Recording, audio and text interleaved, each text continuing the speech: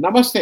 हमारे साप्ताहिक कार्यक्रम प्रोफेसर अभय दुबे के साथ बातचीत में आपका स्वागत है। प्रोफेसर साहब, ये जो हफ्ता था, मैं हर बार कहता हूँ, लेकिन ये हफ्ता अ, पॉलिटिकली भी रहा, लेकिन थोड़ा मुझे तो कहीं-कहीं दुःख वाला हफ्ता भी था। इट इज़ समथिंग जहाँ पे हम लोगों को सोचना चाहिए कि भारत का संविधान, भारत का लोकतंत्र की क्या दशा हो गई। लेकिन इन सबके बीच में मोहन भागवत जी आके कुछ एक अपना बयान कर देते हैं। वो पूना में किसी रैली में या कहीं बोल रहे थे, और वो उनके बयान को अगर सपाट ढंग से देखिए तो उसका मतलब ये है कि वो मोदी जी को नसीहत दे रहे हैं कि भाई राम जन्मभूमि बना दिया, अब ये इसको खत्म करो।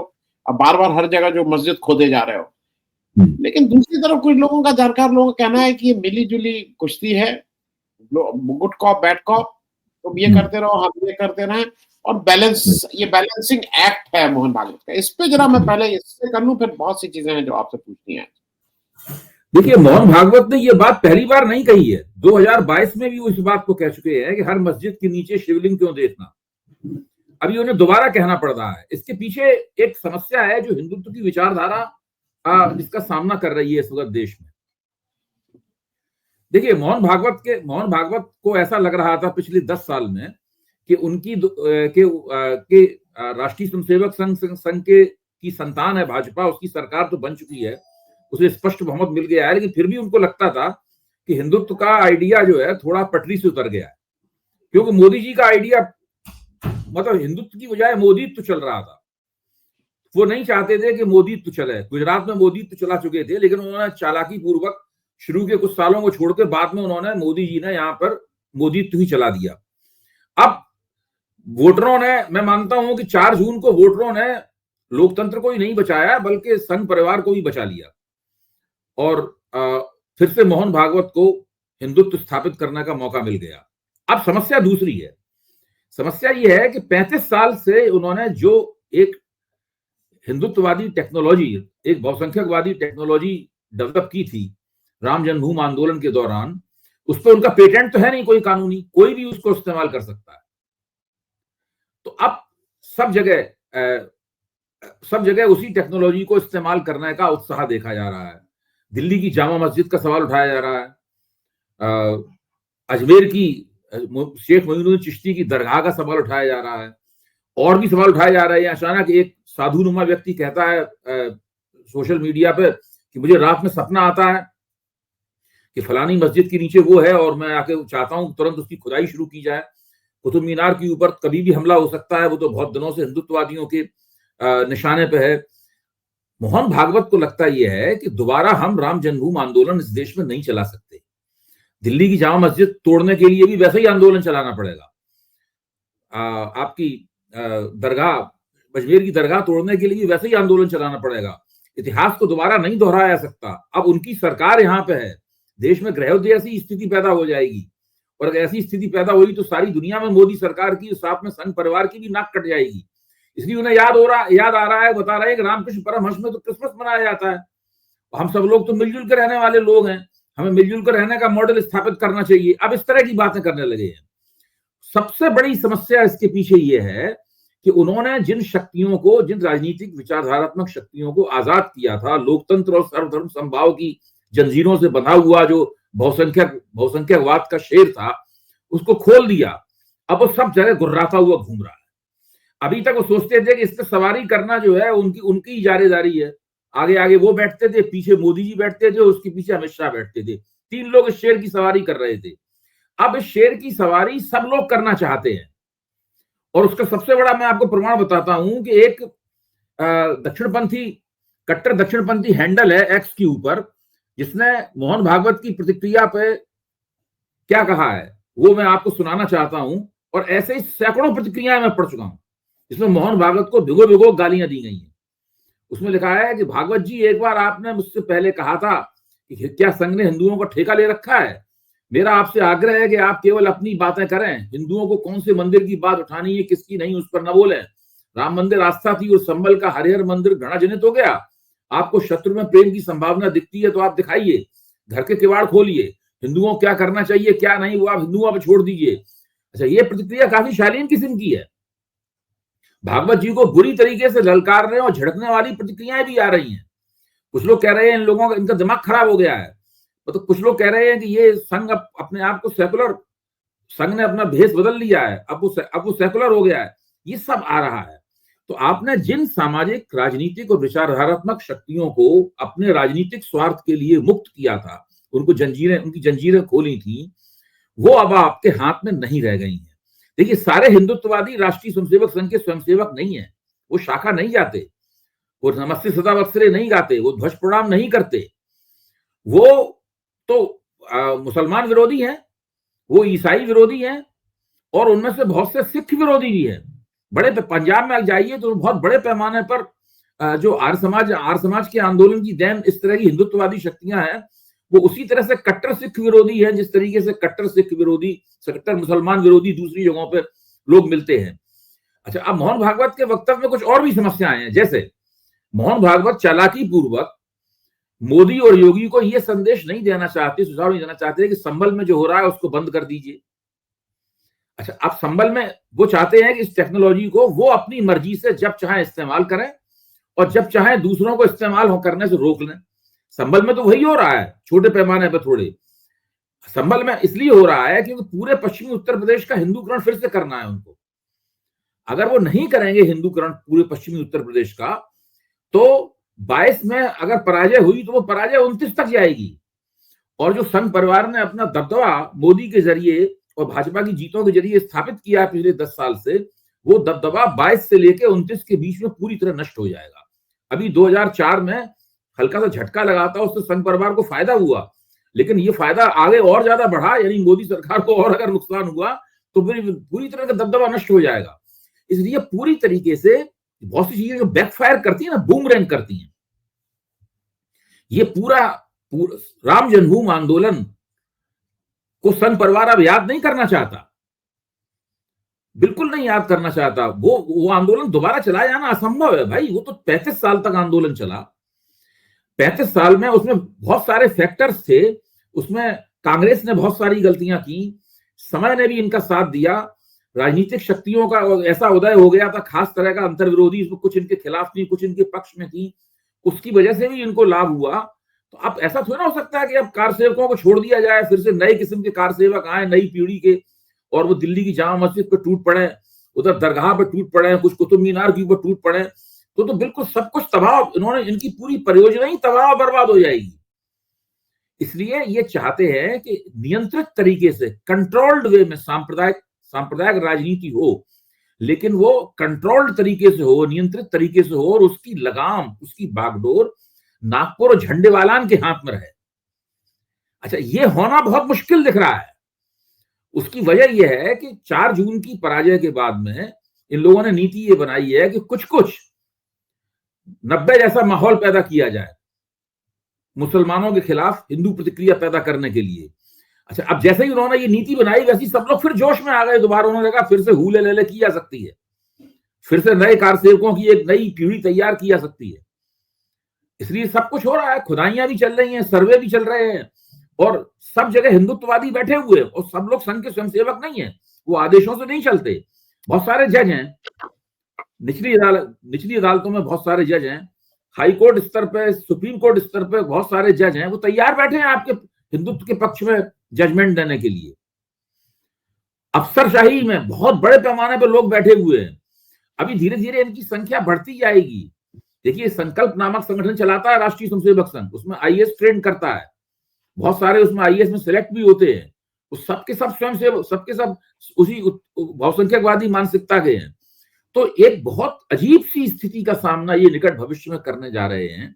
उसी को एंटिसिपेट करते हुए, उसी का पूर्वानुमान लगाते हुए इस तरह की बातें मोहन भागवत द्वारा की जा सकती हैं, की जा रही हैं। अब इनको ये लोग अर्बन नक्सल की तर्ज पर या टुकड़े टुकड़े गैंग की तर्ज पर ठोक पीट नहीं सकते। ये दरअसल संघ की मित्र शक्तियां हैं, वे मित्र शक्तियां जो सीधे सीधे इनके नियंत्रण में नहीं थी। एक जमाने में योगी जी भी इसी किस्म की शक्ति थे, वो भी इनसे नियंत्रित नहीं थे। महंत अवैधनाथ भी इसी किस्म की शक्ति थे। तो ये शक्तियां बहुत बड़े पैमाने पर, सब कोई हिंदू नेता बनना चाहता है आज। एक जमाने में सब लोग समाजवादी बनना चाहते थे और सेकुलर होते थे, इसलिए आजकल हर कोई हिंदू नेता बनना चाहता है। इसलिए उन्होंने कहा भी है कि हिंदू नेता बनने के लालच में ये काम आप मत कीजिए। तो ये बहुत बुरी स्थिति का सामना कर रहे हैं जी। प्रो साहब एक चीज और देखने वाली है, जो मैं इसलिए इसको बोल रहा हूँ, जो संसद नहीं चलने दे रहे थे, उनका आरोप ये था कि इधर अडानी का मुद्दा, कोई कह रहा था विपक्ष नहीं चलने दे रहा है, कोई कह रहा था पक्ष नहीं चलने दे रहा है। लेकिन जो अभी 2 दिन पहले संसद के बाहर हुआ, भाई जो जो मैं उस वो कैसे ट्रिगर हुआ, उससे ज़्यादा ज़रूरी ये है कि संसद में ये सारे लोग बीजेपी के एमपीज़ बैठ के धरना ये दे रहे थे कि आप संसद के अंदर ना जाइए। पप्पू यादव का वो सब चीज़ें वीडियो आ गई कि पप्पू यादव अंदर गए, उन्होंने राहुल गांधी से कहा कि भाई वो अंदर आने नहीं दे रहे, आप चलिए। वो राहुल यादव को बाहर लेके आए। अरे माफ कीजिएगा, राहुल गांधी को बाहर लेके आए।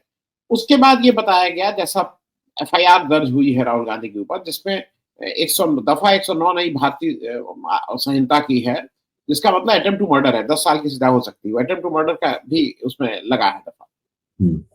उसमें ये बताया गया कि राहुल गांधी, अब सारंगी जी कह रहे हैं कि राहुल गांधी ने किसी को धक्का दिया तो वो व्यक्ति मेरे ऊपर गिर गया तो मेरा सिर टूट गया। जो सिर ऐसा टूटा वो पूरी दुनिया ने देखा किस तरह से झूठ बोल रहे हैं। मतलब यहाँ पे पहले बैंडेड लगी, फिर बैंडेड से बड़ी पट्टी, फिर बड़ी पट्टी, फिर चारों तरफ पट्टी, और वो पट्टी सुबह खुल भी गई। और फिर स्टेटमेंट भी आ गया कि अब हमारे पॉलिटिकल लीडर तय करेंगे कि इनका आगे क्या किया जाए। ये डॉक्टर साहब स्टेटमेंट दे रहे हैं। ये बात मैं इसलिए कह रहा हूँ कि ये धरना जो जिस तरह का हुआ, राहुल गांधी के ऊपर ये आक्षेप, फिर वो एक महिला जो है नागालैंड की राज्यसभा मेंबर, उन्होंने अपना कहा कि ये आई वॉज अनकंफर्टेबल। उन्होंने ये नहीं कहा, उन्होंने बहुत, उसके लिए महिला आयोग ने सुमोटो लेके उनको एक नोटिस भी इशू कर दिया। उधर निशिकांत दुबे कह रहे हैं कि प्रिविलेज का मोशन है, इनको बाहर निकालो। मतलब पूरा तरह से राहुल गांधी टारगेट है। पुलिस मल्लिकार्जुन खड़गे की एफआईआर दर्ज नहीं कर रही, उस पर तो कह रहे हम इन्वेस्टिगेशन करेंगे तब दर्ज करेंगे। इनकी एफआईआर दर्ज हो जा रही। मैं जरा इस वाले घटनाक्रम पे पहले बोलूं, ये क्या हो रहा है? ये अब बीजेपी ने ठान लिया है कि अब हम विपक्ष को बोलने भी नहीं देंगे, अंदर घुसने भी नहीं देंगे। नहीं, वो विपक्ष को बिल्कुल नहीं बोलने देंगे, वो विपक्ष को कोई आंदोलन नहीं करने देंगे। और हिंदुस्तान में अनटचेबल शब्द से माना जाता है कि कोई अछूत होता है उसके लिए अनटचेबल शब्द इस्तेमाल होता है, लेकिन अनटचेबल शब्द के और भी अर्थ हैं।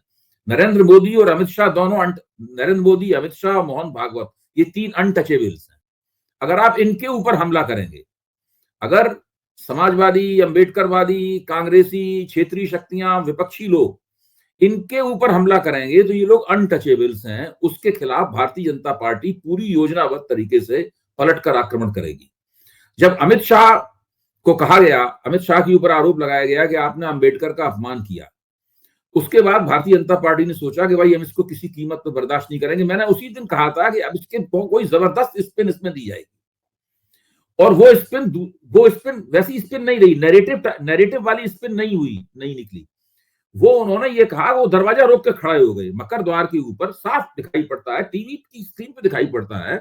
वो लोग इस तरह खड़े हुए हैं, उसके अंदर सबसे आगे महिलाओं को खड़ा किया गया ताकि अगर कांग्रेसी आए तो उनकी टक्कर पहले महिलाओं से हो। ये पुराना तरीका है कि महिलाओं को आगे कर दो ताकि जब हमला हो तो हमले को और ज्यादा संगीन ठहराया जा सके। महिलाओं को आगे खड़े किया गया और बिल्कुल तय था, वो सोच के आए थे कि एक झगड़ा होना है, हर हालत में एक झगड़ा होना है, और कांग्रेसी उस झगड़े से बच नहीं सकते थे, क्योंकि भाई उन्हें संसद में जाना था, वहां से उन्हें आंदोलन करना था। वो अम्बेडकर की तस्वीरों के साथ आ रहे थे। जो भी घटनाक्रम हुआ, वो घटनाक्रम इस किस्म का था कि उस पूरे चक्कर में विपक्ष थोड़ी देर के लिए फंस गया, और फंस जाने के भाजपा यही चाहती थी। ये सब पूरा जानबूझ के नियोजित किया गया। ये प्रताप सारंगी और ये जो फरकाबाद के सांसद हैं, ये तथाकथित रूप से घायल हैं। मैं इनके लिए शब्द इस्तेमाल करूंगा, ये कथित रूप से घायल हैं। और वो जो नागालैंड की राज्यसभा सदस्य बोल रही थी, वो तो बिल्कुल साफ दिख रहा है। और पूरी तरीके से अब आप सोचिएगा इस बात पे, विपक्ष के नेता के खिलाफ दिल्ली के थाने में एक रपट दर्ज की जाती है। क्या उस रपट दर्ज करने से पहले पुलिस ने संसद के पीठासीन अधिकारी से पूछा? क्या उसे नहीं पूछना चाहिए था? कार्रवाई तो संसद के परिसर में हो रही थी। जो कुछ भी घटनाक्रम हुआ वो संसद के परिसर में हो रहा था।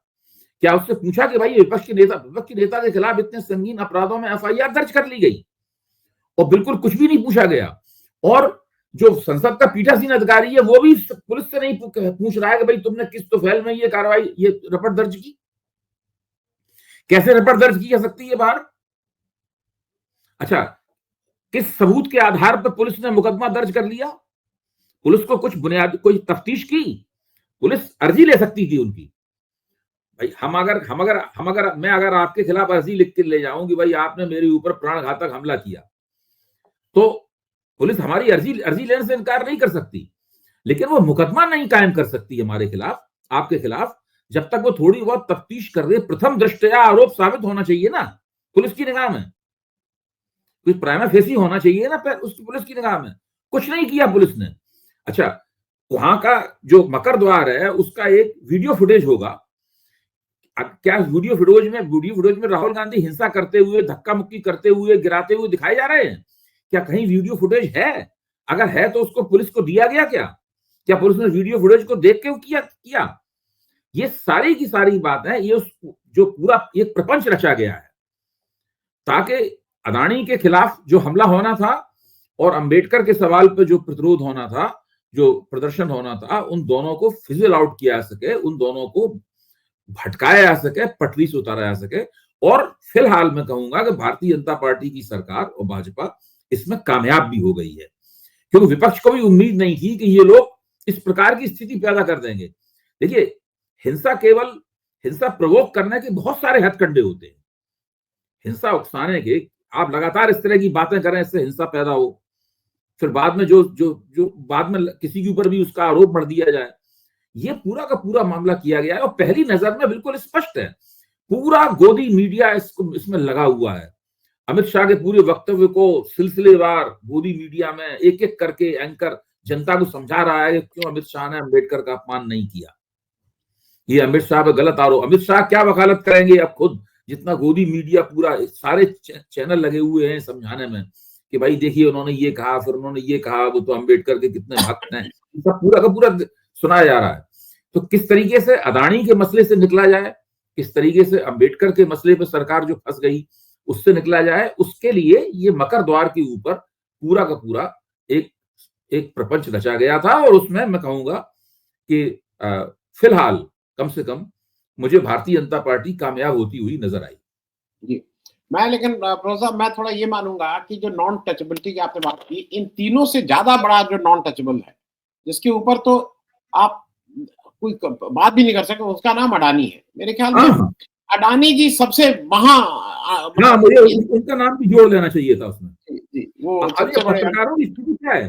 कल हमारे मित्र आशुतोष ने एक सवाल उठाया एक टीवी चैनल के ऊपर, उस पर जिक्र कर आशुतोष ने कहा कि इतने पत्रकार यहाँ बैठे हुए हैं, मैं तो पूछना चाहता हूँ कि क्या अदानी का मसला आज के समय की सबसे बड़ी स्टोरी है कि नहीं? सब पत्रकारों के मुंह पे दही जमा हुआ, कोई उसके ऊपर बोलने ही नहीं चाहता। और अदानी पे केवल संसद में इसलिए चर्चा नहीं हो सकती कि वो मोदी जी के यार हैं। अगर वो मोदी जी के यार नहीं होते तो चर्चा हो जाती उसके ऊपर। के साथ चौथा अदानी का नाम भी जोड़ लेना चाहिए था।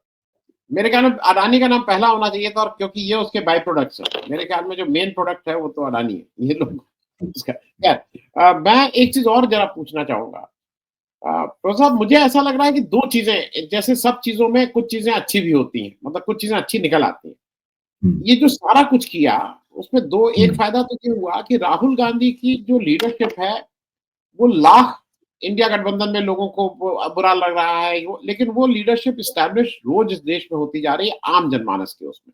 वो अब राहुल गांधी ही लीडर है, राहुल गांधी खड़ा हो रहा है, वही लड़ रहा है, उसी को टारगेट किया जा रहा है। एक ठीक कह रहे हैं आप। इसमें एक और बात मैं जोड़ूंगा आपकी बात में कि केवल अदानी के मसले को अगर आप छोड़ दें तो बाकी सारे मसलों पर जो इंडिया गठबंधन है वो एकताबद्ध दिखाई पड़ता है। ये एक ऐसा मसला है जहां पर उसकी एकता भंग हो गई है। अब आप राज्यसभा के सभापति के खिलाफ, धनखड़ साहब के खिलाफ जो अविश्वास प्रस्ताव तकनीकी मुद्दों के आधार पर खारिज कर दिया गया, आप उसको एकताबद्ध है। अबे भाई उसमें बता दीजिए, हरवंश जी ने जो पहला वो है वो यह है कि स्पेलिंग मिस्टेक है नाम में। जैसे अभय कुमार में ABHHAI मैंने कर दिया है, कुछ इस तरह की मिस्टेक है। वाई की जगह मैंने आई कर दिया, कुछ इस तरह की मिस्टेक हरवंश जी बता रहे हैं। वो तो अपना अच्छा है। खैर जी, आप बात कंप्लीट करिए। लेकिन हम लोगों को ये भी देखना चाहिए कि हरवंश जी आए कहां से हैं। जी जी जी, वही। और ज्यादा दुख की बात वही है। इनका इतिहास क्या है हरवंश जी का? ज्यादा दुख की बात वही है। अब और मैं धनखड़ साहब कहाँ से आए हैं? धनखड़ साहब भी भाजपा के खाते से नहीं आए हैं। हरवंश जी लेकिन भी इस भाजपा के खाते से नहीं आए हैं, और ये लोग इस वक्त हिंदुत्व की सेवा करने में लगे हुए हैं। लेकिन इसका जो, जैसे मैंने कहा, एक दूसरा पक्ष ये भी है। अब धनखड़ साहब जब ये सब कहना शुरू किए तो खोद के निकाल दिया गया। वो सलमान खान ने जब लोगों को रौंद के मार डाला था, तो ये उस समय के वकील थे उनके, अब लोग वो भी निकाल लाए हैं। ये जब सलमान खान जोधपुर में थे, ये अब ये पीछे खड़े हुए हैं, सलमान खान गले में हाथ डाल, मतलब सलमान खान थे। तो ये कहां से आए हैं ये भी निकल रहा है। सारंगी जी किस तरह से, दारा सिंह ने वो ग्राहम स्टेन्स वाली बात, वो भी निकल रही है। अब लोगों को वो सब, जब आप इस तरह की बातें करेंगे तो निकलेंगे। मैं एक चीज और, मैं इस बारे में इसलिए कह रहा था कि इसका फायदा ये हुआ है कि डॉक्टर अंबेडकर और नेहरू, ये दो लोगों को इन लोगों ने गाली दी और लोगों ने ज्यादा पढ़ना शुरू कर लिया। और आज ऐसा लगता है कि नेहरू और डॉक्टर अंबेडकर ज्यादा रेलिवेंट हो गए हैं इस देश में। लोग उनको ज्यादा पढ़ा, उनको लग रहा है कि नहीं, बुनियाद उसने रखी थी, संविधान इसने बनाया था, ये तो दोनों के हमेशा साथ। से ही प्रासंगिक थे। मेरा तो मानना यह है कि इसका एक और फायदा हो सकता है, जो दूरगामी फायदा होगा, और उस फायदे को विपक्ष को उठाना ही चाहिए। विपक्ष को चाहिए कि अभी संसद का अधिवेशन खत्म हो गया है। अब वो राजनीति करनी चाहिए जिसमें कोलाहल कम हो, जिसके अंदर प्रेस कॉन्फ्रेंस इतनी ना हो, जिसके अंदर बयानबाजी इतनी ना हो। विपक्ष के कार्यकर्ताओं को और विपक्ष की पार्टियों को अंबेडकर का अंबेडकर के साथ में और दलितों के साथ में राष्ट्रीय स्वयंसेवक संघ का सलूक क्या रहा है, कांशीराम को किस तरह इन्होंने सीआईए के एजेंट कहा, किस तरह अंबेडकर के जीवन में ही उनकी अर्थी निकाली इन्होंने, और किस तरह अंबेडकर के प्रति, दलितों के प्रति लोग बहुत बुरी तरीके से असहज रहे हैं, और किस तरह संविधान के मुकाबले मनुस्मृति को खड़ा करते रहे हैं। अगर इसकी एक छोटी पतली सी बुकलेट बना के, पतली सी पुस्तिका बना के सारे देश में दलित बस्तियों में और ओबीसी समाज के अंदर केवल वितरित कर दी जाए, इसमें ना ज्यादा खर्चा होने वाला, ना ज्यादा मेहनत होने वाली है, केवल वो बुकलेट वितरित कर दी जाए, मैं आपको बताऊं वो बिजली की तरीके से काम करेगी।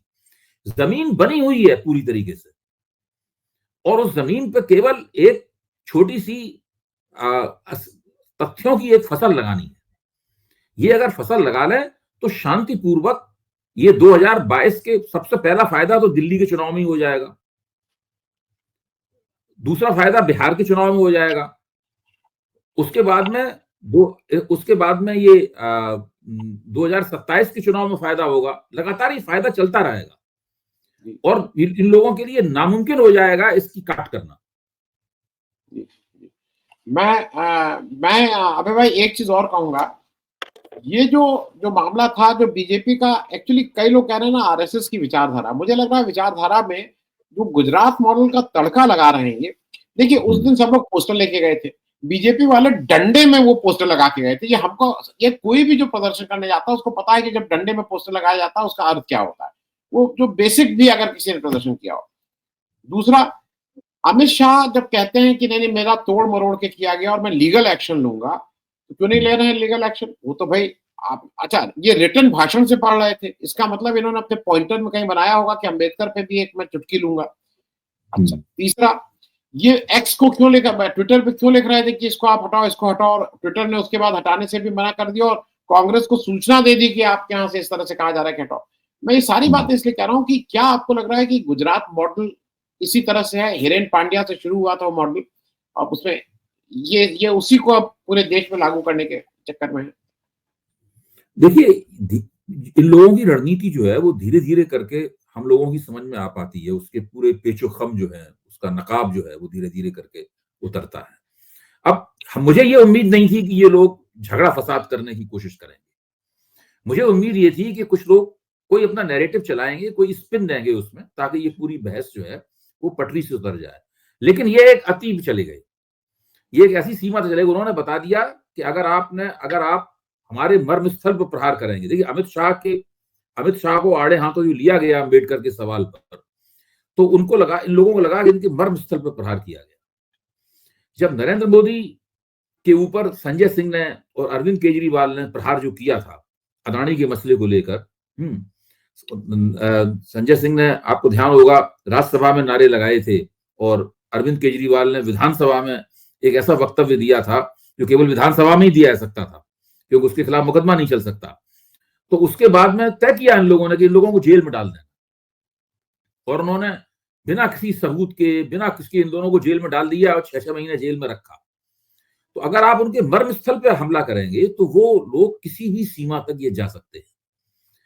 आज उन्होंने कांग्रेस के ऊपर आरोप लगाया है कि भाई आपने धक्का मुक्की की और आपने घायल किया और आपने पहलवानी दिखाई और ये किया वो किया। एक ऐसा वक्त भी आ सकता है जो वास्तव में वो झंडा निकाल के जेब में डालेंगे और डंडे का इस्तेमाल शुरू कर देंगे। ये कर सकते हैं। जी। मैं अब एक चीज और इसमें कर लूं, क्योंकि वो मैं चलते चलते मुझे लगा था कि उस पर भी एक बात हो जानी चाहिए। आप जो इस समय इंडिया गठबंधन में कुछ इश्यूज दिखाई पड़े थे कि जरा सा क्रैक दिखाई देने लगा था, और खास करके अडानी के मसले को लेके, क्या वो इस मतलब डॉक्टर अम्बेडकर के मामले में जो जिस तरह का वक्तव्य आया है, उसने वो बाइंडिंग फैक्टर किया है कि आपको लगता है क्योंकि अभी भी ग्रुप अलग अलग खड़े हुए दिखाई दे रहे थे, वो थोड़ा सा उस तरह का कोहेसिवनेस नहीं थी। ये अंततः नहीं, विपक्ष की इसकी भी तैयारी नहीं थी। ये भाजपा ऐसा कर, अगर लोग पहले से भांप लेते तो फिर लोग एकजुट होकर भी सामने आ जाते थे, फिर दूसरे तरीके का सीन तैयार होता। ये लोग फिर उनकी चाल को नाकाम करने वाली रणनीति अपनाते और भाजपा वाले देखते रह जाते। ये लोग उनके चक्कर में नहीं फंसते। इन्हें नहीं पता, जैसे आपने बताया ना कि पप्पू यादव अंदर गए, फिर वो राहुल गांधी तो पहले ही संसद के अंदर पहुंच चुके थे। भाई उनको बाहर आने की क्या जरूरत थी? पप्पू यादव ने कहा कि चलिए बाहर, वो आने नहीं दे रहे तो चले आए बाहर वो राहुल गांधी वहां पर।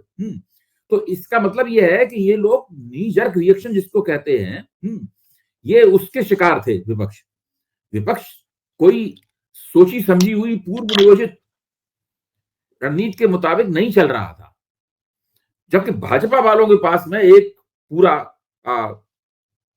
पूरा सिलसिला था। वो पहले से तय करके आए थे कि उन्हें क्रमबद्ध तरीके से क्या क्या करना है, किस सांसद को नीचे गिरना है, किसके पट्टी लगेगी, कौन लगातार आंख बंद करके लेटा रहेगा, किसको लगातार टीवी में फोकस करके दिखाया जाता रहेगा, फिर किसको आईसीयू में भर्ती किया जाएगा, किसको मोटी पट्टी लगेगी, किसको एक टेप लगाया जाएगा, सब पहले से उनका तय था। उसी हिसाब से उन्होंने किया।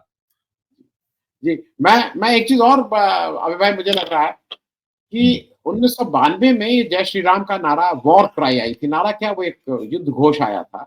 लेकिन उस दिन मुझे एक चीज ये अच्छी लगी कि एक 84 वर्ष का नौजवानी कहूंगा खड़गे साहब, पूरा विपक्ष खड़ा होकर जब जय भीम करना शुरू किया, और झक मार के अगले दिन बीजेपी को उसके जवाब में, पहले वो कह रहे थे राहुल गांधी माफी मांगो, गांधी परिवार, उनको भी जय भीम के रेसोनेट करना पड़ा। आपको लग रहा है कि अब जय श्री राम के सामने जय भीम खड़ा हो गया? खड़ा करना ही चाहिए उनको। अगर कोई कमी है तो उस कमी को दूर करना चाहिए। मैं कह रहा हूं कि इसके जय भीम के नारे के इर्द गिर्द जिस तरीके से व्यंग्यात्मक तंजिया लहजे में और हिकारत के भाव से अमित शाह बोल रहे थे कि अंबेडकर बोलते रहे, अगर इतने भगवान का नाम लेते तो स्वर्ग मिल जाता है। ये अगर इस चीज के इर्द गिर्द ये देखिए, ये आपको एक दूरगामी परिप्रेक्ष्य कर, इन्होंने 35 साल राम जन्मभूमि आंदोलन चलाया। इस वक्त हिंदुस्तान की राजनीति पे इनका दबदबा कायम है। अगर आपको उस दबदबे को तोड़ना है तो आपको भी दूरगामी रणनीति अपनानी होगी। ये अगर दलित बस्तियों में घुस जाए जी, अंबेडकरवादी कार्यकर्ता, कांग्रेस के लोग, समाजवादी पार्टी के लोग, राष्ट्रीय जनता दल के लोग अगर दलित बस्तियों में घुस जाएं, वो बुकलेट करें, इस तरह के टीवी क्लिप दिखाएं, सब कुछ करें और इस तरह प्रचार करें उनके बीच में, तो मैं आपको बता रहा हूं कि इन लोगों की हिंदू एकता जो है वो बिखर जाएगी पूरी तरीके से। जो 24 के लोकसभा चुनाव में हुआ है वो उत्तर प्रदेश विधानसभा के चुनाव में भी होगा, वही बिहार के चुनाव में भी होगा, वही दिल्ली के चुनाव में भी होगा, और वही फिर 2029 में लोकसभा के चुनाव में भी होगा। लेकिन वैसा करने के लिए थोड़ी इनको मेहनत करनी पड़ेगी, योजना बनानी पड़ेगी और एक तरीके से काम करना पड़ेगा, वरना थोड़े दिनों में लोग भूल जाएंगे इस प्रकरण को। मैं बस चलते चलते एक अंतिम प्रश्न, प्रियंका गांधी का ये मेडन, मतलब इसमें वो आके सांसद होके उन्होंने शपथ ली। मुझे एक चीज ये बिल्कुल साफ नजर आ रही है कि राहुल गांधी बैकग्राउंड में रहना चाहते हैं, एक्टिविज्म में ज्यादा प्रियंका गांधी यूज है, और वो ठीक से करती भी है। एक तो मुझे ये लगता है कि लंबी चौड़ी है वो है, तो एक दिखती भी है, वो महिलाओं के साथ रहते तो एक लंबे जय भीम कर रहे थे, तो भाई एक को एडवांटेज उनको अपनी हाइट का, अपने उसका भी है।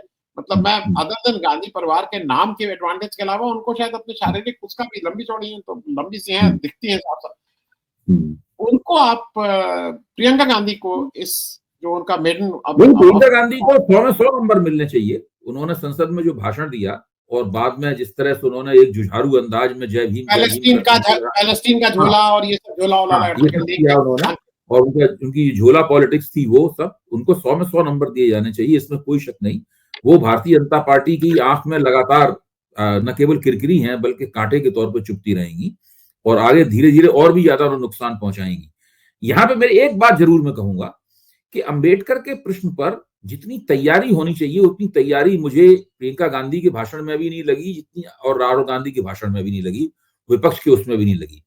देखिए, राष्ट्रीय स्वयंसेवक संघ ने और हिंदुत्ववादियों ने अंबेडकर के साथ बहुत बुरा सलूक किया है। उन्होंने कांशीराम के साथ बहुत बुरा सलूक किया था। उन्होंने जो जो किया है वो सब बातें जो हम लोग कहते हैं, इन लोगों को अपने भाषण में कहना चाहिए था। वो इन लोगों ने अपने, हम लोग निकाल के लाए इन बातों को, इन लोगों ने अपने भाषणों में वो बातें नहीं कही।